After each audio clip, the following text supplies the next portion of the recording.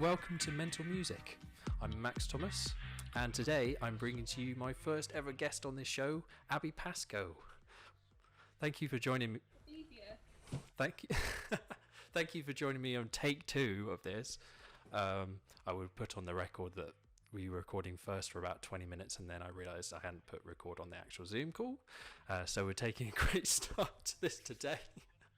That's why we put out a whole afternoon for this. I want to be kind of thorough. But thank you for being here. Thank you for being patient with me.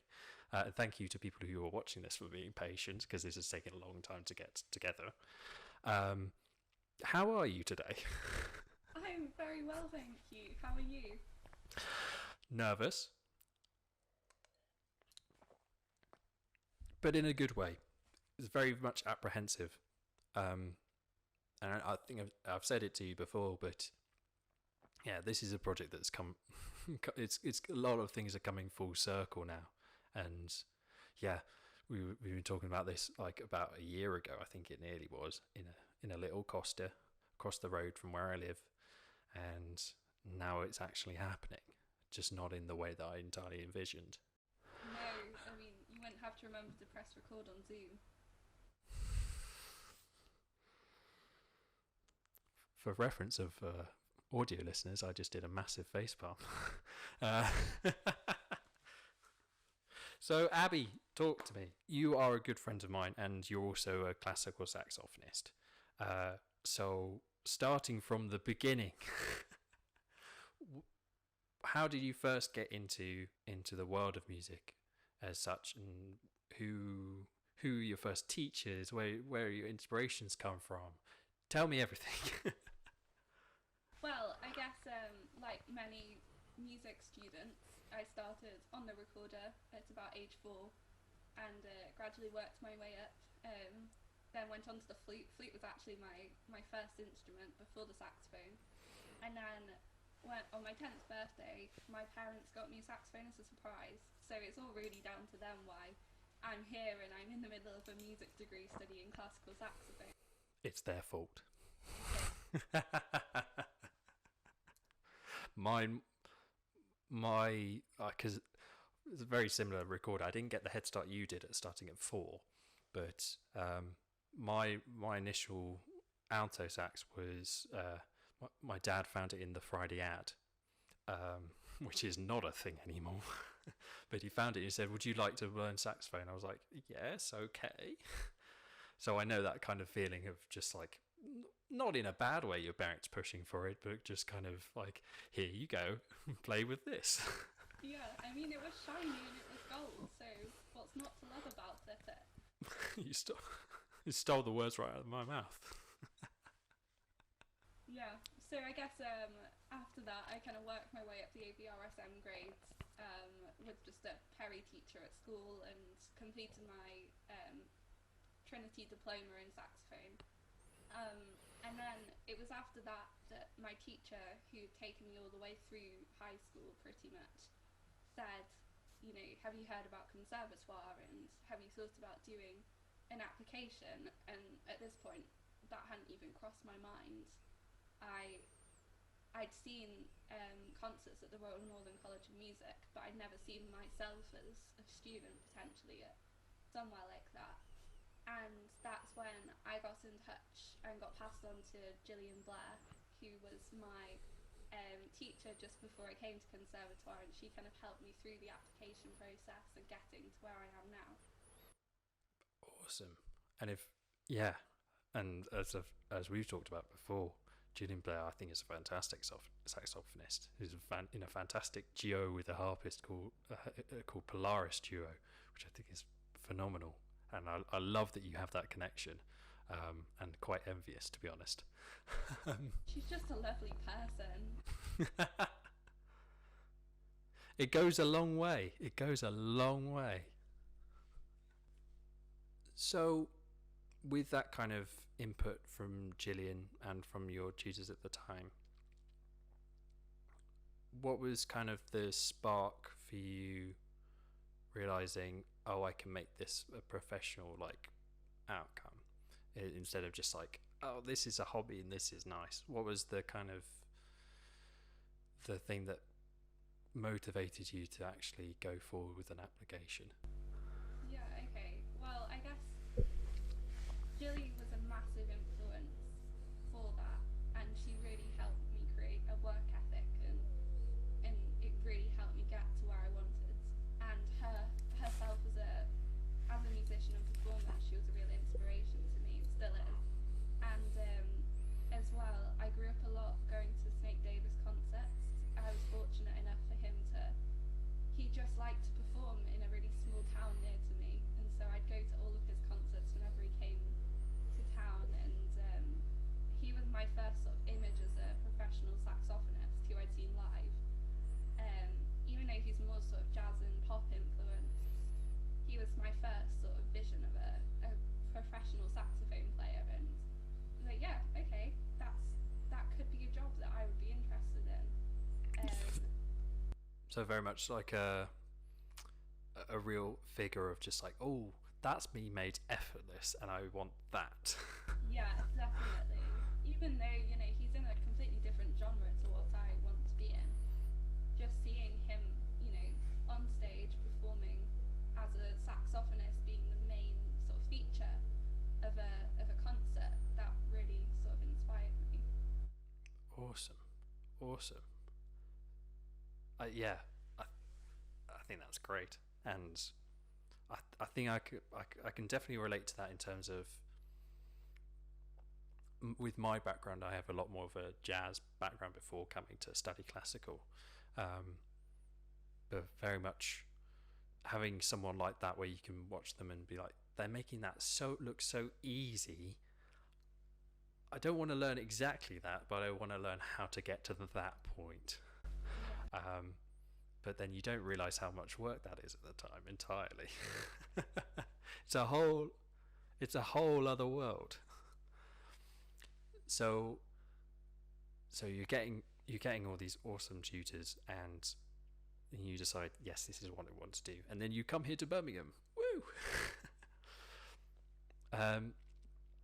What for you was the first moment where you realized, oh, this is not what you didn't imagine, but oh, this is the reality of it. This is what I'm going to need to do. Like, when did that reality change for you? To be honest, it was probably within halfway through my freshers week. I'd come straight from school. I'd had a great summer of going to festivals with friends, and was going off to university to do freshers, and I was like, okay, we're going to go out every night. We're going to have an amazing freshers together. And then I got the email to say, you've got an orchestral audition happening halfway through freshers week. And there was a lot of music to learn within a very short amount of time, and you sort of realise, okay, maybe not quite the freshers I was planning, but this might just be an initial test, and then it'll be easy sailing from here. I was so wrong about that. You know, you kind of have to put a different priority in your life, from the word go, basically, and practice and being a professional musician has to be the number one priority if you want to succeed, I guess. Yeah, very true.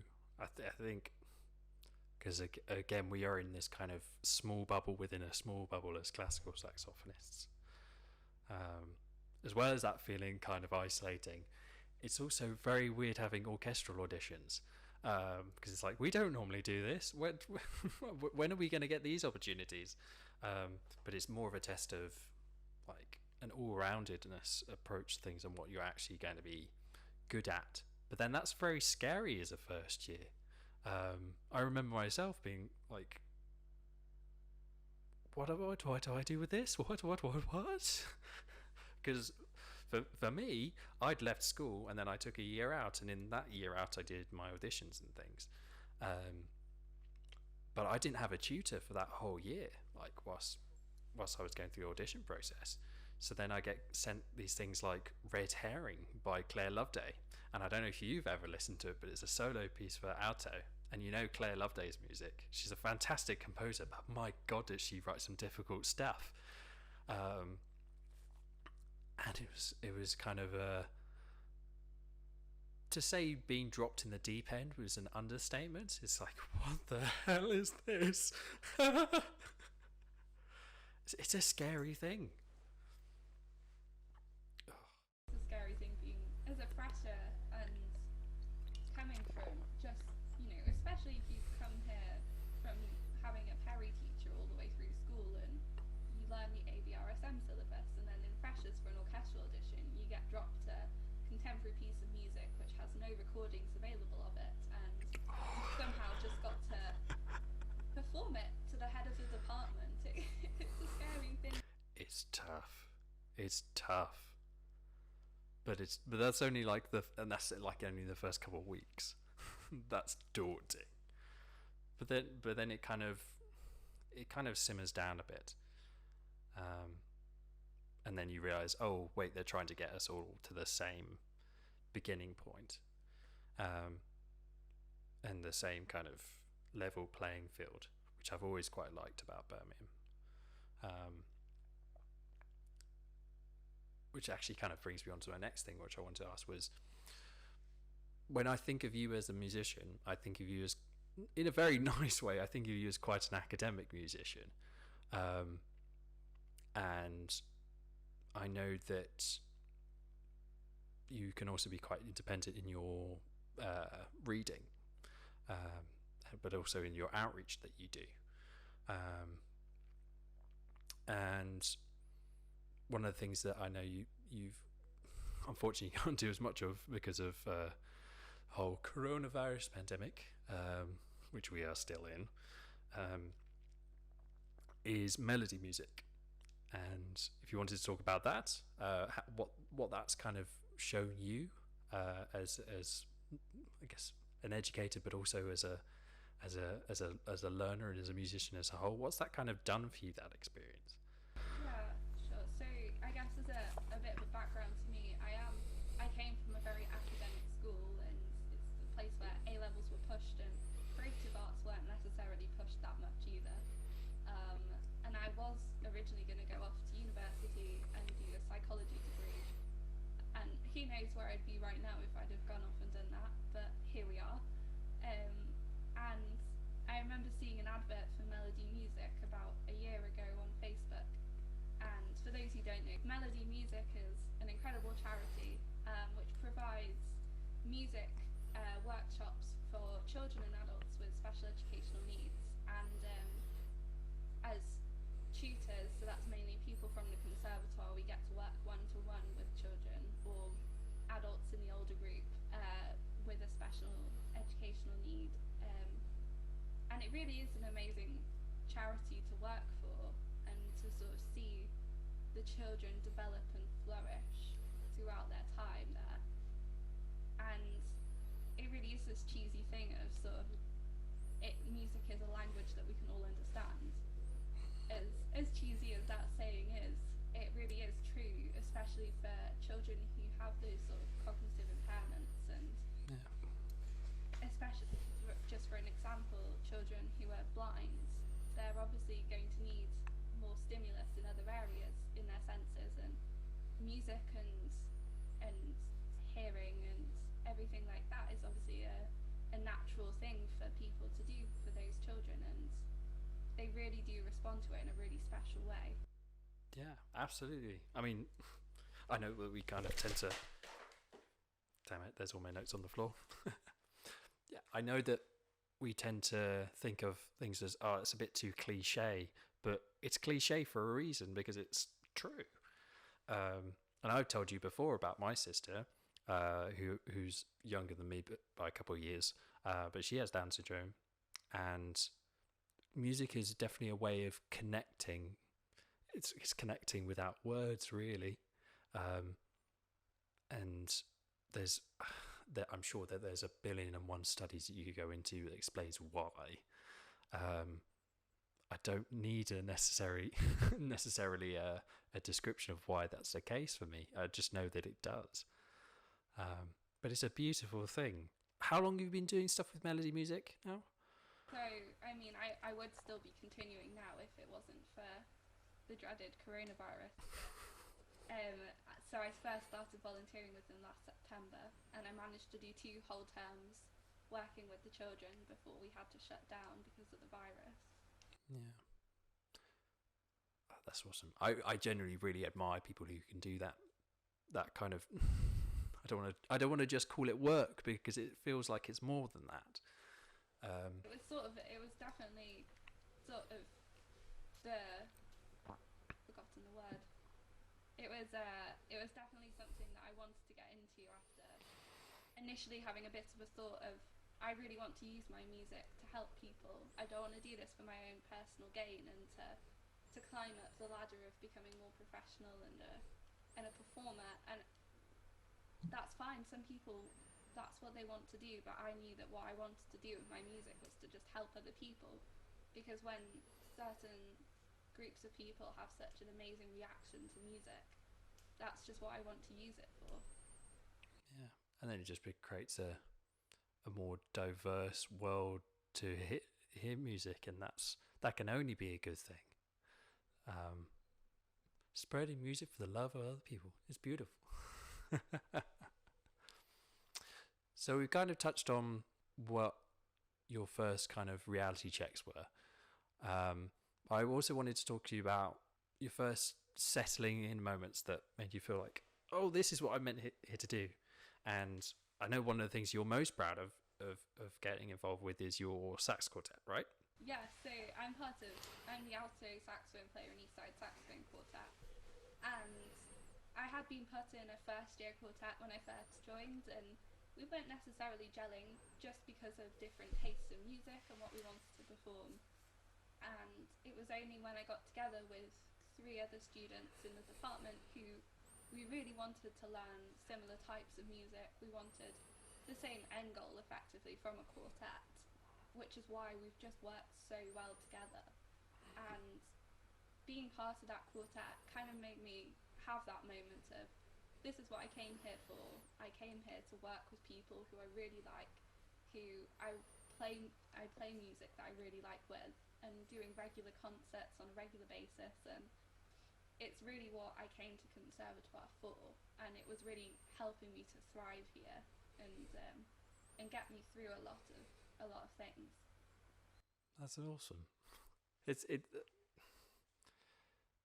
You do forget. I think we do forget sometimes to remember those wholesome moments.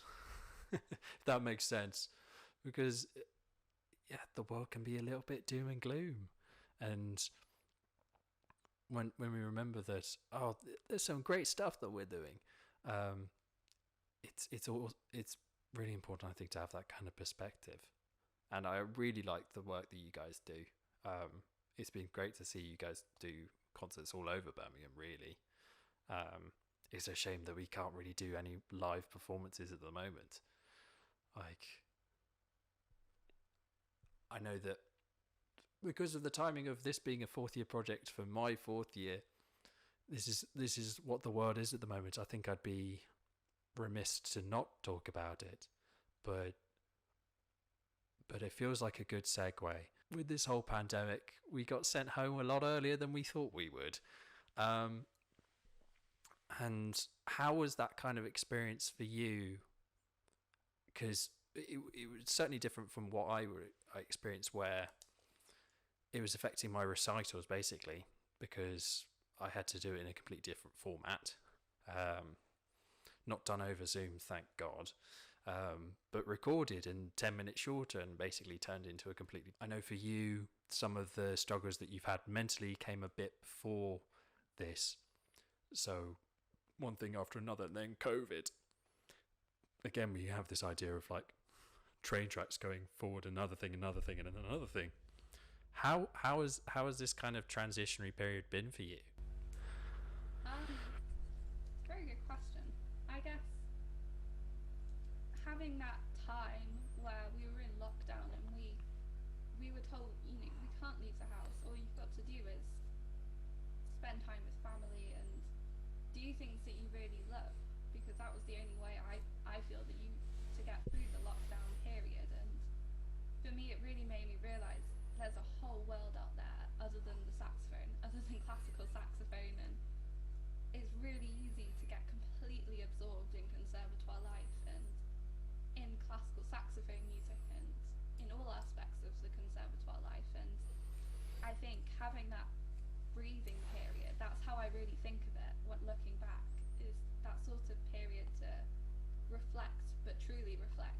there was nothing else going on in the world. No, absolutely. Yeah, and so for me, even though I was going through a lot of things mentally, I think it actually really helped to just have that time to sort of reflect on what I really wanted to do with the rest of my career, and it's what's pushed me even further into going into teaching special educational needs children, and that's what I want to do with my music. It really allowed me to stop and think and just get myself out of that almost toxic environment of being at the Conservatoire, for me personally, through the spiral that I was going through. Yeah, a real kind of global pause button almost. Yeah, it's a weird one, and I'm so glad that you're my first guest on this, because I know that we've talked about this kind of a lot, but there is that quite easy notion where a lot of this kind of grey area of what a kind of learning environment is, of like, yes, there's good, but there's also like hard graft work, and there's not a lot to balance that out to kind of help. And there is parts of it that, as you say, can be toxic almost. I wondered if you wanted to maybe elaborate on that a bit. So I guess one of my first, I remember we have saxophone workshops once a week for our department, and in first year, going right back, one of my first workshops was about professionalism within the industry, and throughout probably, well, I mean, it's still going on, we're taught to be professional musicians, which means being taught about professionality, which is very important, you know, the whole organisation side of things and being prepared for a gig, and it is a very important thing to learn, but I think that's what kind of started this whole mindset in me, that I need to be a professional. I can't let anything in my personal life affect what I'm doing, and it even goes through into affecting, I can't let anything in my personal life affect my studies.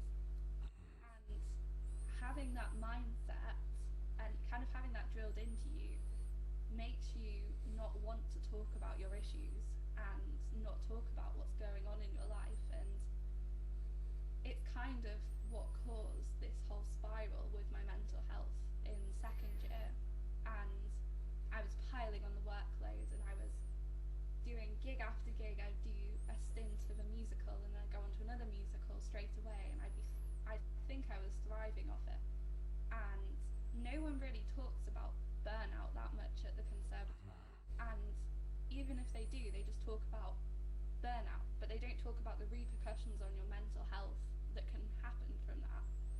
And I think it's certainly something that should be talked about a lot more in the Conservatoire. When you talk about burnout, and I get what you mean wholeheartedly, it's kind of not brushed over, but just kind of said as almost a warning, where it's like, keep your stuff in check, keep aware of your time, otherwise you'll burn out. It's almost like an afternote. And it's not that at all. And I think the worst part was for me was I didn't even realise I was burning myself out. I was just absolutely thriving almost off how busy I was, and it's what you're told, you know, you don't say no to a gig because you don't know what'll come out of it, and that's effectively what I was doing constantly. I was just piling on the things I would do outside of my studies at the Conservatoire, and it wasn't until, I think the defining moment for me was I had a panic attack in the middle of one of the shows I was doing, and I had no idea how to deal with that professionally. It's not something you get taught. It's not something that people talk about either. And I had this panic attack. I was in a pit in the middle of about 30 musicians with no way out. I was in front of an audience. And probably the most awful thing I think I thought was, what is every other professional musician sat around me going to think? And how is the conductor going to deal with this? Because he's going to think that I'm not a professional musician because I've let myself have a panic attack in the middle of a show. And I think that's kind of where the toxic sort of mindset comes from, is why was I thinking that when I was in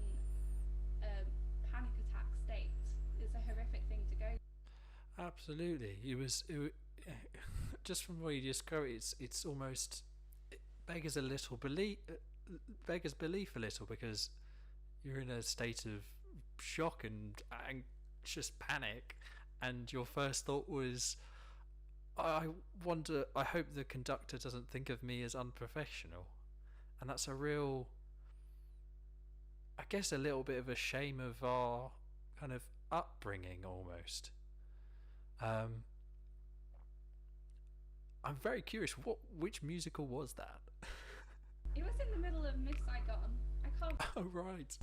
I can't remember exactly what song it was in the middle of, but it wasn't the most easiest musical to just duck out as a pit from. I mean, it never would be. It never would be. I was just.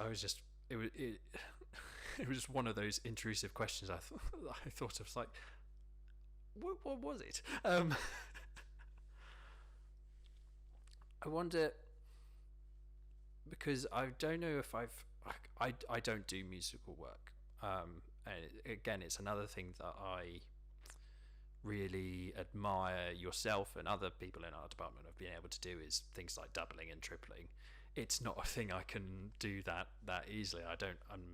I'm a one-track horse, really. I can do saxophone and maybe a bit of percussion. That's it. But I've definitely had those panic attack moments of being. I've had classes where I've had that in, just academic classes. I believe there was at least a harmony or oral paper in our musicianship, like in first or second year, where I tunnel visioned out of that. But I think you're absolutely right in the sense of, it doesn't feel like there's an escape from that. It doesn't feel like,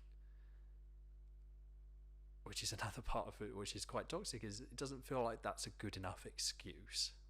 Definitely. There's been so many times when I've felt that I can't go into Conservatoire for my classes because of my mental health, and because I might have had a panic attack that morning. I might just be feeling incredibly down or incredibly anxious to even go outside, and it doesn't feel like it's a good enough excuse to miss that class.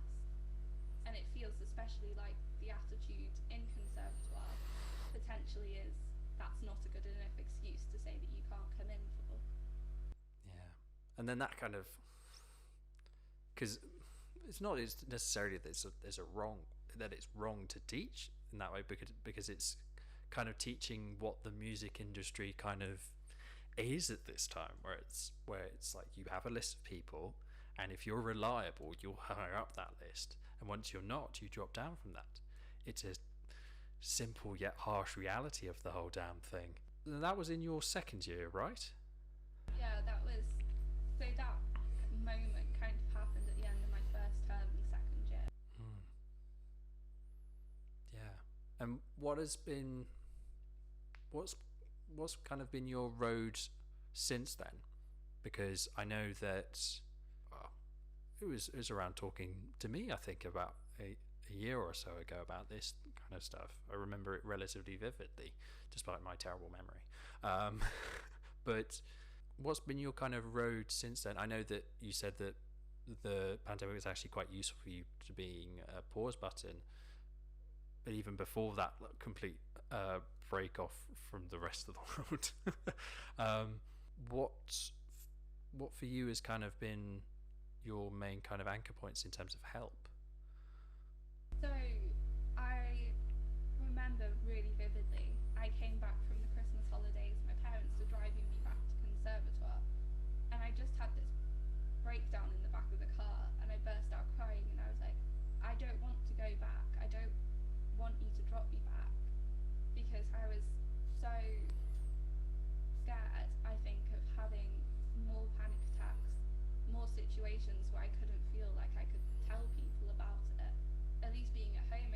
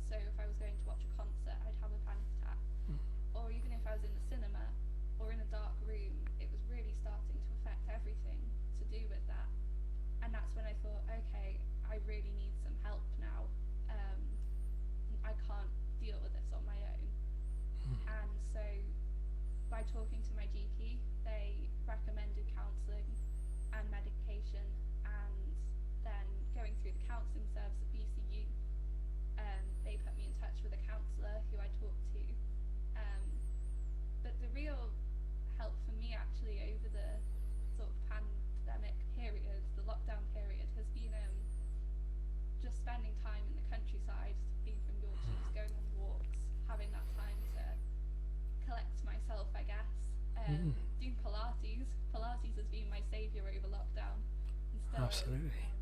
That's really helped with calming anxiety and just talking to people, I think, and talking to people who aren't in the conservatoire environment, and talking to different people about what I'm going through and how I'm feeling. Do you think that maybe if having, because I think that's a real hitting on the point of what can help is talking to people outside of that bubble. I keep coming back to that image, and it can be daunting talking to certainly counsellors I've experienced, where they don't exactly know what being a musician is, whatever a musician actually is. But it's actually a wonderful thing to be able to take a step back with someone who's not in that kind of world. I've found, certainly. Do you think it would be useful in a kind of higher musical education to have that kind of more of that integrated help from people outside of that bubble, who aren't involved in the drama and the day to day? I wonder what you would certainly think would be possibly useful. Yeah, I mean, it's definitely helpful to talk to people outside of the environment that you're in, and definitely talking to my family and friends who aren't in the conservatoire has really helped. I didn't necessarily find counselling was the best solution for me, just because sometimes you also just need someone to understand the environment that you're in and what you're going through, which sometimes necessarily counsellors and people like that don't understand, and potentially their solution is just take a step back, don't practice as much. And that's almost the worst thing they could say, because you're like, but I want to do that, that's what I'm here for. And also it's not just that easy to take a step back. Yeah. But I think as well, just creating an environment within the conservatoire where it's more acceptable. It sounds horrible saying acceptable to talk about your feelings with each other, because I don't think that's done enough either. I think if you did a survey of the entire conservatoire, you'd find a lot more people going through mental health issues and other just things that are going on in their life outside of the conservatoire, which they don't want to talk about because they don't want to be seen as not professional. Yeah. No, absolutely, I'd agree with you. There is. I have to concede to that. There's definitely sometimes you need someone who understands that context of, oh, I need to do practice so I can learn to love this again, or to do that to just give you a sense of structure. But yeah, I really wish people did talk about it more, and to bring it full circle is kind of why I've wanted to do this for quite a long time. And I'm so grateful to have you on this, because to share stories means that although I might not see it and you might not see it, hopefully we do get those people who say, oh, thanks for saying that, I've thought similarly. That could still have an effect on someone thinking, oh, that's not abnormal, okay, I can get help. I think that's something that I really wanted to emphasise to everyone, is I want to normalise this. You know, more than ever, mental health is a big forefront of everywhere you go. You know, they've got like mental health policies, and it's really something that people are starting to think about. But often I feel like people don't see it as normal to experience periods where they're going through mental health struggles, and it is completely normal as well to reach out and get help for that. And as scary as that can be, I remember being terrified when I first went to a counselling session. It is out there, and it's out there for a reason, and you shouldn't feel abnormal for going to get help. I couldn't put it better myself. I could certainly try. No, it's brilliant to talk to you about this stuff all the time, because it's brilliant to have these kind of conversations, because the more normalized we can make it, the more that people can actually just get help naturally.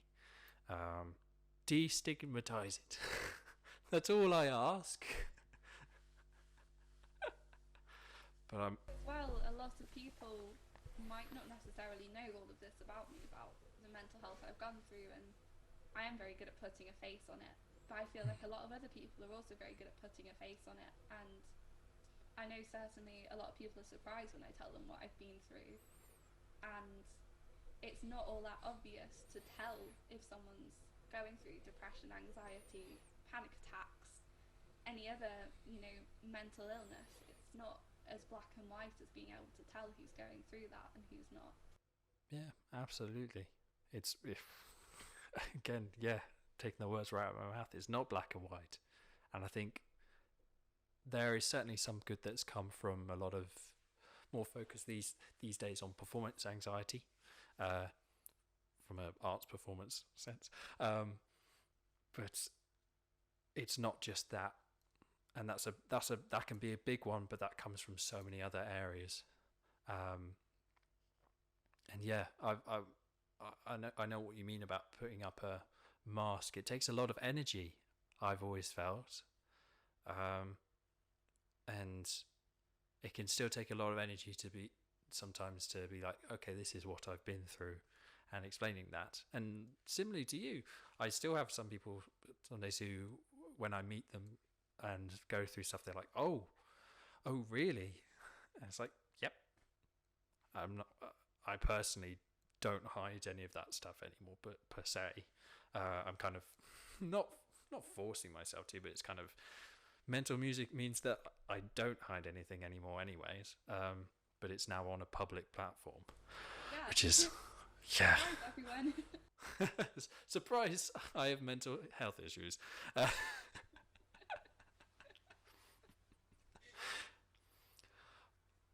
If you were to go back, say, 4 or 5 years to Abbie, who was just about starting on this kind of journey through musicianship as a whole entire idea, what would you go back and say to her?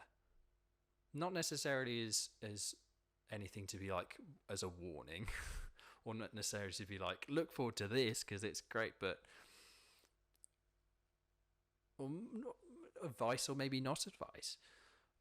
What would be something that you think that younger Pascoe would appreciate hearing? I definitely feel like younger Pascoe would appreciate just hearing not to be so hard on herself. Throughout this entire journey, I guess you can call it, I've always pushed myself because I've always thought that I'm not good enough, and I've always thought that I'm not good enough to get to Conservatoire. Or even when I've been here, I thought I'm not good enough to get a certain position in an ensemble, or not good enough to get the grades that I want. And in a way, that's almost been a hindrance to me, because if I just let that mindset go, it's not as easy as just letting that mindset go, but if I just let that mindset go, I might have actually enjoyed what I was going through a lot more, and therefore done better. And I feel like from the very start, when I thought, okay, I want to go on the path to going to Conservatoire, I really did push myself, which I needed to. But I think I also should have learned to take a step back and see the bigger picture, and not get such tunnel vision and sort of blinkers almost of my end goal.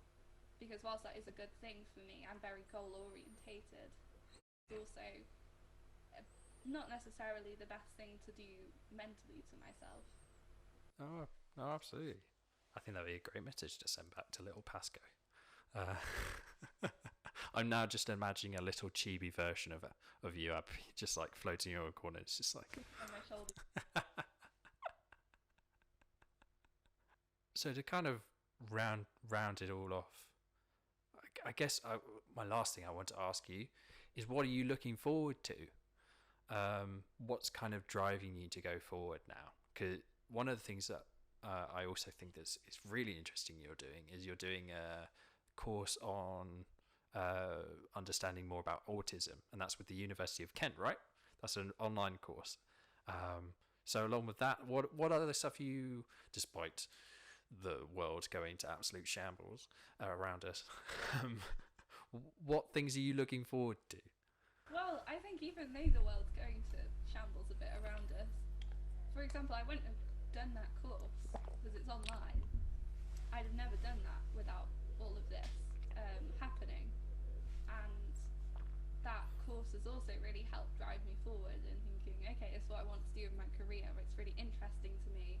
I'm loving finding out more about autism, and I'm just looking forward to the world going back to normal a bit, to be honest, as well. You know, I want to do more concerts again. I want to do concerts with friends and go and watch concerts as well. I'm really missing live music, and I feel like it's just that hope. I haven't lost the hope that that's not gonna, that's gonna come back. So that's really driving me forward at the minute. Is just that hope and that glimmer of live music again, I guess, and going out there and enjoying it completely. That's a wonderful note of optimism to leave this on. Well, thank you very much, Abbie, for joining me for episode 1 of this. I hope it wasn't too strenuous. For folks listening at home, thank you for watching, or thank you for listening.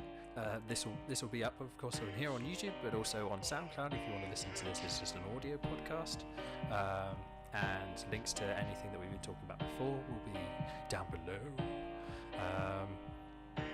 And yeah, that's about it. Thank you very much, Abbie. Well, thank you for having me. All right.